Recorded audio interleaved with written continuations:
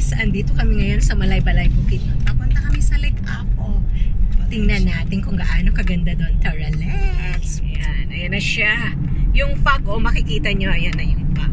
Malapit na kami kay San Pedro. Masyado kaming napaaga. Ang bukas pala ay 7 o'clock lang. So, dumating kami at mga around 6. Pero tinawagan na yung cashier. So, waiting kami outside. Nakarating na kami dito sa Lake Apo. So, ang entrance pala niya is 70 pesos per head. So, yun. May bayad pala siya. Kala ko free. Kaya pasok na tayo sa Rolex.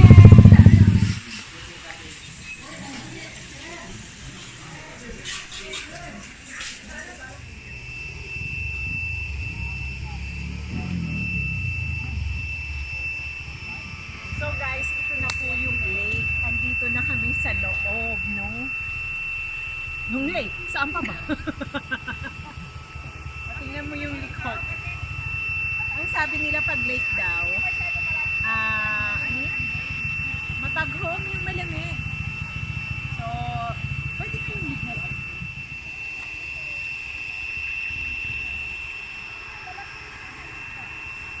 Go. Okay guys, nakapasok na kami sa Lake Apo. Pwede pala siyang mag-swimming dito. Nasa sayo na lang kung gusto mo. Tapos may mga room for rent sila. So, ikot pa tayo. Papunta tayo dun sa taas. Baka makahanap ako dun ng forever. Tara, let's! So, dito, yung mga kakahuyan.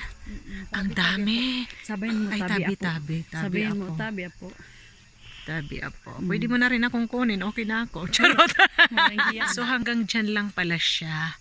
Ano bang gasip ang sasakyan? So, itong mga table na to, pwede kang palang dito magbaon. Magbabaon ka lang. If you want to eat here, kakain ka doon sa lake.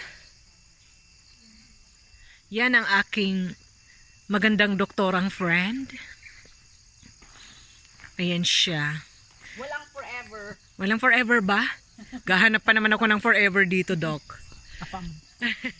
Yan, napapaligiran siya ng bundok. Guys, sasakay na kami ng ferry boat. Ayan siya. Ferry boat. Meron siyang 300 bukod dun sa 70 pesos per head. Meron din siyang bayad sa yan. Pero kasya naman lahat. Buong barangay. Ready na kami. Ready for boarding. Hi, Doc. Say hi to my viewers. Hi. We're enjoying here. So, pupunta kami doon sa ibayong. Yeah. Si Kuya, yun siya na mag-isa. Kaya niya tayo. Kasama ni Fernando Pérez. Yan. Hinihila kami ni Kuya. Tatawid papunta doon sa kabila. Okay, sabay-sabay. Kasi si Hindi Boy ang rescue sa inyo. Yun, pwede dito mamingwit. 3 piraso, 100 pesos daw. Yan, nakadaong na kami, mga kaibigan. Nakadaong na. Nakadaong na sa pantalan. Pantalan. So guys, nakababa na kami sa boat. Boat daw, what? Floating cottage. So, papunta na kami ulit sa labas. Nag-enjoy naman kami. Okay naman siya. Nakisama yung panahon sa akin kasi ayoko nang mainit.